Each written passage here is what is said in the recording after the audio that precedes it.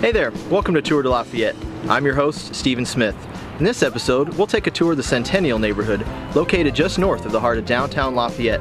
And later, we'll come back to Centennial Park, which is home to the annual Hollyhock Festival. The neighborhood took its name to honor the Centennial School that stood at the corner of 6th and Brown Streets. The school had been built in 1876 during the United States Centennial celebration. It was torn down in 1971 and has been developed into a neighborhood park.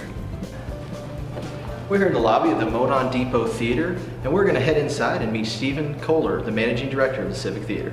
The Monon Depot is one of the few surviving depots from the once powerful and popular Monon Railroad.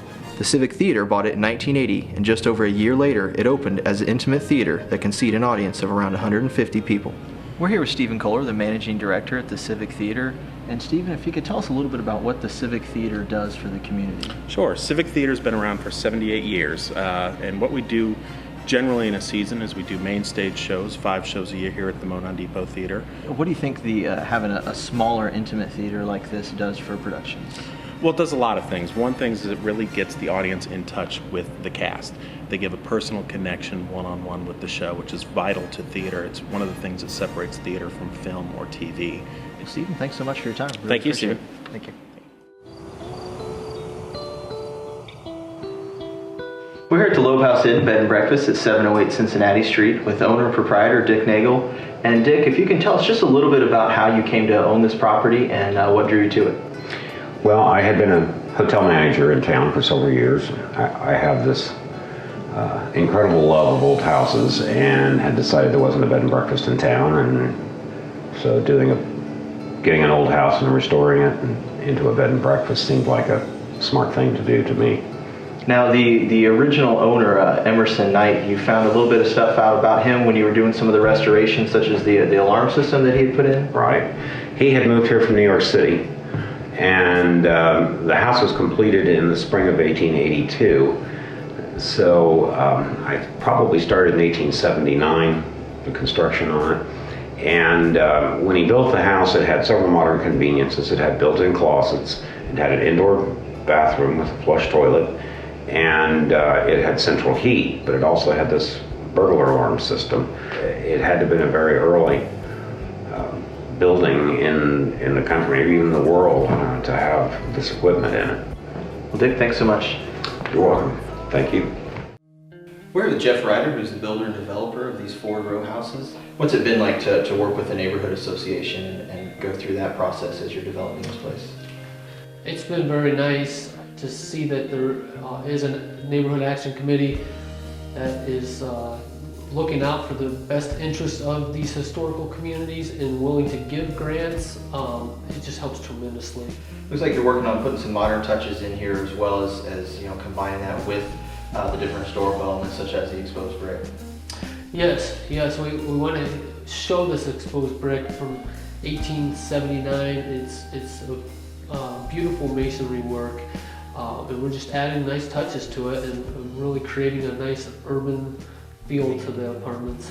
One of these row houses was once the boyhood home of Raymond Erie, a Lafayette native and Purdue graduate who went on to win 10 Olympic gold medals over the course of 8 years in the early 20th century. The most remarkable part of Erie's story is that he was diagnosed with polio at the age of 7 and told that he would lose the ability to walk. To combat the illness, young Raymond followed an exercise regimen involving plyometrics. Erie was inducted into the Olympic Hall of Fame in 1983.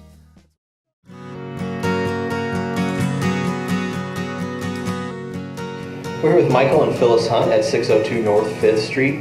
And Michael and Phyllis are both very actively involved with the Centennial neighborhood.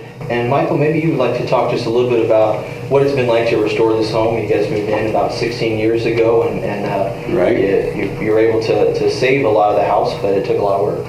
It did take a lot of work. The house was in a very deteriorated situation. So, in June of 1993, we started on the saga of restoring Humpty Dumpty here. It was, as I say, very deteriorated. The overall plan was to restore the house inside and out to be like it was when it was built in approximately 1846, and we have accomplished that. Having said that, the house, which is all furnished with period antiques and so forth, is very comfortable. It has central air conditioning now, and heat and so on. So it has all the bells and whistles as far as comfort is concerned in an authentic historic architectural shell. And if you guys can tell us a little bit about your involvement in some of the things that you try and do to help preserve and revive this neighborhood. We have a hollyhock festival every year. We just had our third one. The hollyhock is our neighborhood signature flower. So about the time they're in full bloom up at the neighborhood park, we have a festival up there, and we provide food and drinks and just get everyone around together. The public's invited.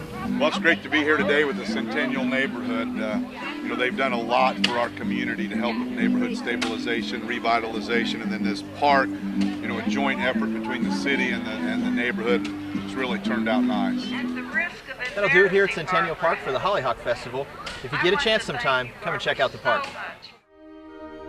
The Centennial neighborhood includes sections of the town that were platted just 4 years after Mr. Digby laid out the original plat. Several churches call this area home.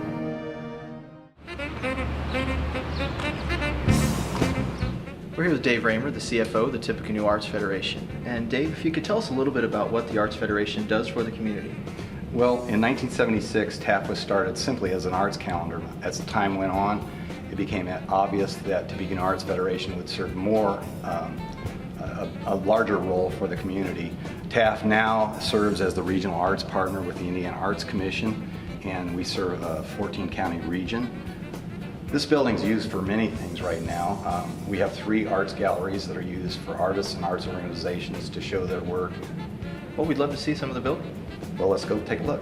One of the key features of this gallery are the very large windows. They're the original sash for the building. We've also added this gallery lighting so that the artists can shine the lights onto their work in an attractive way. We've also offered for all of the 3D artists pedestals to exhibit their works. Stephen, the most impressive part of this Tippecanoe Arts Federation's Wells building is the exterior front.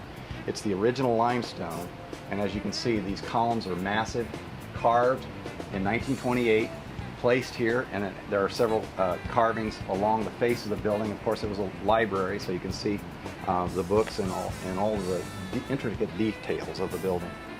Well, thanks for taking us on a tour and showing us the galleries. Well, that'll wrap up our tour of the Centennial neighborhood. For Tour de Lafayette, I'm Stephen Smith. Remember, preserving the past is preserving the future.